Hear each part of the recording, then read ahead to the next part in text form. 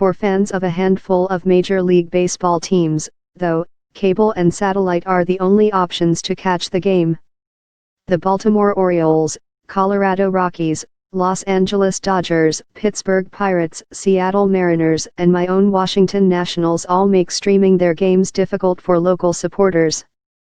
The reasons that these teams won't stream their games online vary from deals the teams made with TV providers to internal leadership issues. But as traditional cable and satellite continue to see subscriber numbers plummet, they lost almost 1.1 million in the fourth quarter of 2018 alone by one estimate. Something will have to give.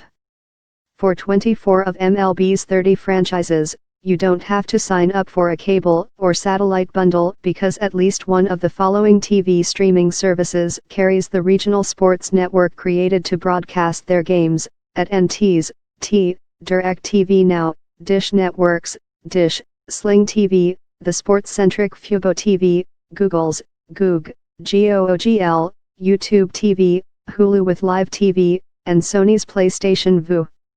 You may not have an enormous choice of online services. The Red Sox's NESN, for instance, is available only on YouTube TV, Vue, and Fubo, but you at least have an alternative to your cable or satellite service and its endlessly increasing fees.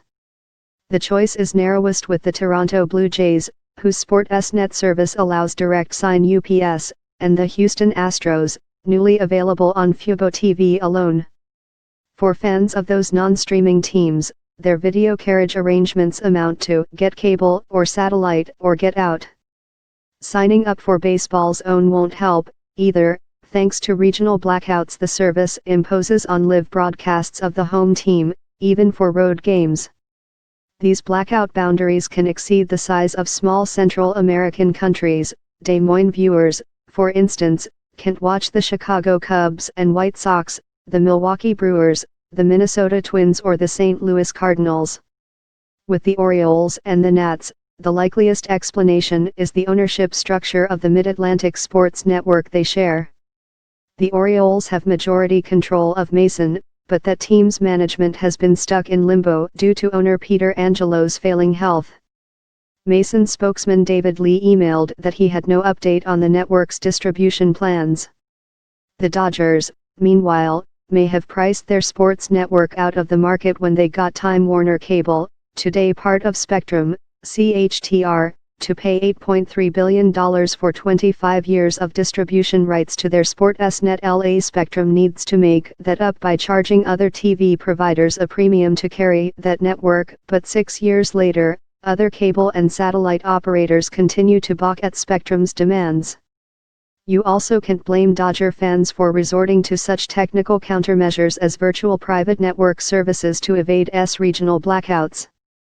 AT&T, which owns the Sportsnet networks for the Rockies, Pirates, and Mariners, represents the greatest mystery here.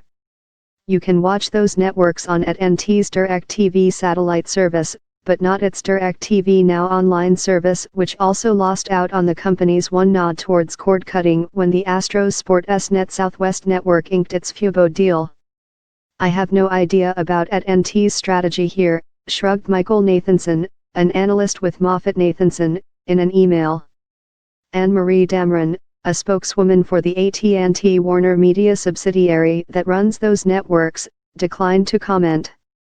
2 years ago, sports network executives might have been forgiven for telling themselves that cord cutting didn't pose a fundamental threat to their existing distribution.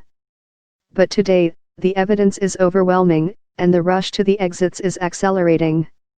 In the fourth quarter of 2018, MoffettNathanson reported the highest ever rate of cord-cutting. Cable and satellite operators lost 4.1% of their subscribers, a net loss of 985,000.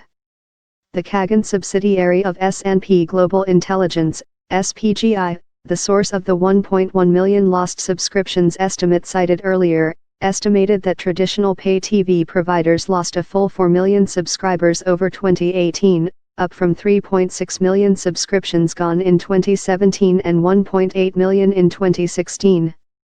Sports networks have a shot at recovering this viewership if they will shut up and take the money of customers who have fled traditional pay TV. but ignoring the slow demise of old-school pay TV is as delusional as sending in your closer to pinch hit in the National League. More from Rob. Email rob@, follow him on Twitter at @RobGuerrero.